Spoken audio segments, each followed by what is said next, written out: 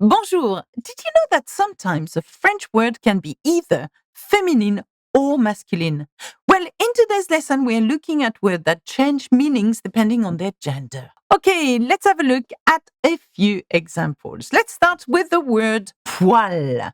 Poil. Do you know what this word means? Well, if you put it in its feminine form, une poêle means a frying pan. For example, je fais cuire mon œuf dans une poêle. I am making my egg in a frying pan. However, when used with a masculine article un, it means a heating appliance. Un poêle. For example, ma maison est froide, je vais faire chauffer le poêle. So my house is cold, I'm going to put the heating on or the heating appliance on. So see how very different a word, which is exactly the same one, is in meaning depending on whether it is feminine or masculine. Let's have a look at another one.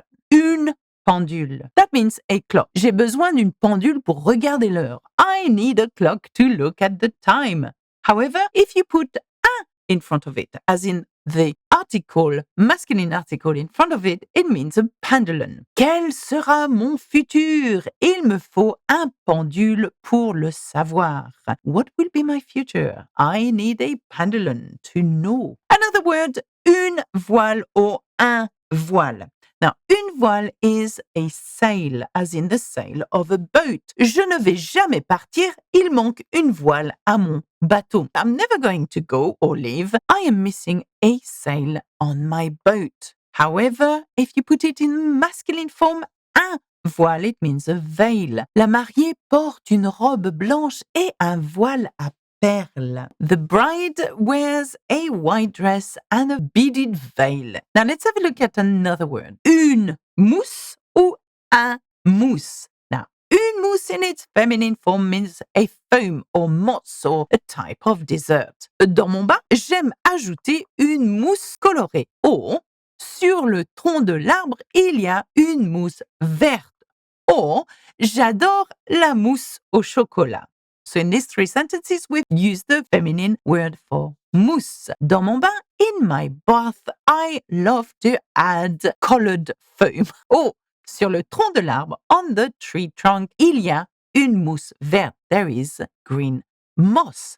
Or, j'adore la mousse au chocolat. I love chocolate mousse. However, put this word in its masculine form. Un mousse is a cabin boy or apprentice boy on a boat. For example, you could say, le mousse travaille très dur sur le bateau. This cabin boy works so hard on the boat. Now let's have a look at this word. Une moule ou un moule. Though the spelling is exactly the same, they both mean different things. For example, une moule in its feminine form means a mussel, as in the seafood. J'adore manger des moules. I love eating mussels. Now, un moule in its masculine form means a cake tin. For example, c'est mon anniversaire, j'ai besoin d'un moule pour faire mon gâteau. It's my birthday, j'ai besoin de, I need a tin to make my cake. Let's have a look at this word now. Un mode ou une mode. If you put this into its masculine form, it means a mode. So, for example, je ne sais pas jouer aux jeux vidéo, il me faut un mode facile. I can't play video games, I need the easy mode. But put this word into its feminine form, une mode, it means fashion. Les jeans taille basse, c'est une mode ridicule. Low waist jeans is a ridiculous fashion. Now, it's not me talking, by the way. I don't care about low or high waist jeans. Now, let's have a look at the word livre. Now, we all know that un livre is a book, but do you know what une livre is? Une livre is a pound, as in the British pound, or the pound, the weight, okay? Now, je suis allée en Angleterre, le thé était à une livre seulement. I went to England and the tea was only 1 pound. Now, if you put that into a masculine, we know that un livre is a book. You could say, moi, j'adore lire un bon livre pour me détendre. I love to read a good book. Un bon livre in order to relax. Okay, let's have a look at the word rose. That can be un roseau, une rose. So let's start with the masculine, for example. Un rose pâle ou foncé. It's a pink. It's the color pink. La couleur de mon costume est un joli rose pâle. The color of my suit is a pretty pale pink. But put it in its feminine, une rose. Rose. Dans mon bouquet, il y a une belle rose rouge. In my bouquet, there is a beautiful red rose. And that's what that means. Now, what about the word mémoire? Put it in its feminine form. Une mémoire means memory. For example, la vache, elle a une mémoire d'éléphant. Of course, we mean by that an elephant never forgets. Now, put this word into its masculine form. It means a thesis that you would do at university. For example, un mémoire. J'ai validé mon master avec un mémoire sur la phonétique. I validated my master's with a thesis on phonetic. Let's have a look at the word solde. Une solde is different from un solde. For example, une solde means the money received by a soldier. Ce soldat s'est mis en danger.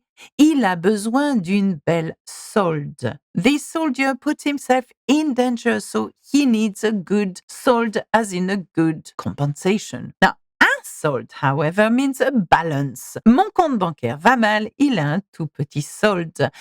My bank account is not doing so good. It has a very low balance, as in I do not have much money in it. Let's have a look at espace, which can be either un espace or une espace. Un espace in its masculine form means a space. For example, il y a un bel espace dans cette maison. There is a beautiful space in this house. However, you put this into the feminine version. Un espace, it means a blank between two characters or words in typography. Attention, il manque un espace entre ton mot et ton point d'interrogation. Watch out, you're missing a espace, as in a gap between the word and your question mark. Of course, there is a support guide available with this lesson. All you need to do if you want to access those guides is by clicking the join button, and then you access them all.